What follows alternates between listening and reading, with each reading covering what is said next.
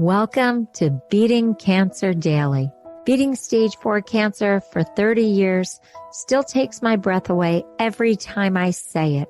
I'm Saranne, founder of the Comedy Cures Foundation, and I hope you'll join me for just a few minutes daily for the next 365 days so we may laugh, learn, maybe cry a little as we live our best days beating cancer daily together. So what do you like to watch for your guilty pleasure? I've been really honest, and I've shared that I love comedy, of course. I love romantic comedies. I love sports documentaries. Well, any kind of documentary, actually. But I was watching the stupidest movie a few days ago, and I mean really bad. Like, so corny, so corny. And there was a line in the movie, who is your strength person? Meaning, who do you think of when you think of strength? And I thought, okay, I watched this whole dumb movie for that great line. And the context was that who do you feel has a lot of strength? And you name that person, and that person can be alive or deceased. And then when you're feeling really vulnerable or low or sad, or you just feel like you need support in the universe, you're supposed to think and visualize that person helping you. And I was like, okay, this is the dumbest movie, but I love that visualization. I love the fact that you can summon the person that you feel is your warrior, your strength guide, and bring them into any situation at any time. And I started to research, because I love to research, what are some of the benefits of having this kind of mentor. Now, there's just a ton of research on mentors in youth. And there's a study that I love. I couldn't find it, but I remember it from when I was a teacher that said if a youth had one person that believed in them, one person that was really their rock, they could make it out of the worst life circumstance. They could go on to basically escape that terrible reality and have a brighter idea for their future, and then work themselves out into a better situation in their lives if they had one adult that really believed in them, inspired them, and supported them. And just as a teacher of underprivileged kids, I saw that that was really true. And that being that beacon for a child really did help elevate them into seeing a better future for themselves. So I just love this whole concept, and using it when you're on cancer treatment, or you're going through to your survivorship phase, or even if you're entering into hospice, to just have somebody that is your strength, your rock, that you can really channel to get you through these really hard times. And as I said, the research is really compelling.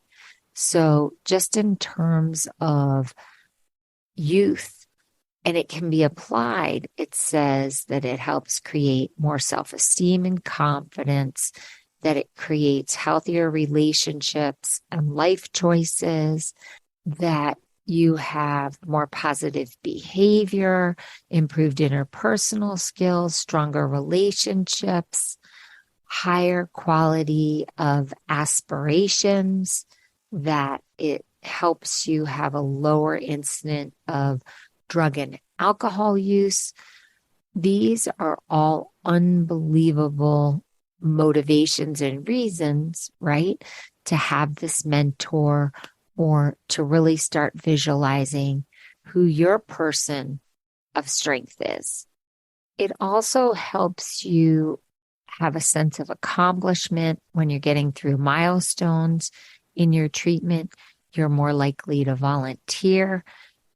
You seem to have improved patience. You're actually less likely to miss treatments, and you're more likely to have a positive attitude if you have that mentor or person of strength that you can focus on. So who would your person of strength be? It's really curious. Would you pick a family member? Is it a colleague? Is it someone you know who went through cancer treatment? I was just on the phone with a woman diagnosed with a recurrence, and she quoted having a family member in her 90s who has beaten cancer for decades. And she had a very difficult cancer, and they didn't think she would live very long. And this person actually has survived for decades into her 90s. So we did do an episode called Cancer Elders, and we've done other episodes about support groups, but this was very specific in this movie, a person of strength, a person of strength. I really want you to think about who it would be. I had a person, and it was my friend's mom, who, when I was a little girl, she beat cancer. Very, very difficult cancer. And she's still alive today into her 90s. And I just remember my whole childhood and into my adulthood always thinking what a strong person she was. And so I've channeled her a lot in my life as a patient and also in my survivorship. Who's your person of strength? And it doesn't have to be a cancer patient. It can be a public figure. It can be someone that you know from your neighborhood. We all get inspired by people. Nellie, the lady who raised me, I did a whole episode on her unbelievable faith and strength when I was going through treatment, and the laying of hands and the prayers that she did over me. She was such an incredibly resilient person. And so I often channel her too, but she had such an amazing sense of humor, and we used to laugh so much. So maybe you want a person of strength that also has a great sense of humor. If you want to share it with me, go to comedycures.org, hit the record button and let me know, or go to the menu and just write it to me. I'd love to know who your person is and why they mean so much to you, and why you can start to visualize them when you need an anchor, when you feel like you need a rock to just channel and rely on. I hope this helps, especially when times are tough or you're dealing with some overwhelming news or life just feels so big. I use this strategy now thanks to this very silly movie I was watching, but it just feels good. It feels like something that can really serve me, especially when I'm having my pity party and I want to snap out of it. Just to think of this person of strength and use them, take their hand and let them help you get through whatever tsunami you are facing. So I saw this little cartoon, and it had this really rickety but very happy animated repair truck, tow truck, but it just had a personality. It was just really smiley, but very old and cute. So the little bubble said, "I couldn't fix your brakes, but I just made your horn beep louder." And I was so happy. It was so happy that it could make the horn louder. And what I took away from that was, you can't always fix one thing, but you can compensate and you can look for something else to improve the situation. So I just love the optimistic perspective of this little want to be good, want to do good repair truck. And I thought about it, when you're really looking for strength, the person that you're leaning on or just thinking of to inspire you may not be able to solve the problem, but they could come up and help you channel a different solution. So I love that little cartoon. I hope you have a blessed day and that you can think of several people of strength to channel. But if not, one will do. See you tomorrow. If you loved today's episode, then tell the world. Why? Because Beating Cancer Daily and our membership circle are both a listener and donor supported experience. So the more people you tell and the more people that join us, the more robust and interesting programs our nonprofit, the Comedy Cures Foundation, can bring to you throughout the year.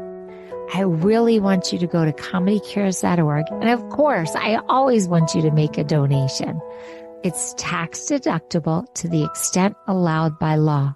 But what's super exciting is not only can you laugh and explore the comedy there, you can look at our membership levels and find the one that's great for you. And if you're feeling a little bit generous, gift one to a chemo brother or sister or to a caregiver that you just want to help them improve the quality of their day. Thanks so much. See you tomorrow. Guess what time it is? It's time for me to read the disclaimer. Beating Cancer Daily and the membership circle are not in lieu of medical advice or treatment. They are for entertainment purposes only. Please consult your healthcare team to review your best strategy. Thanks for listening.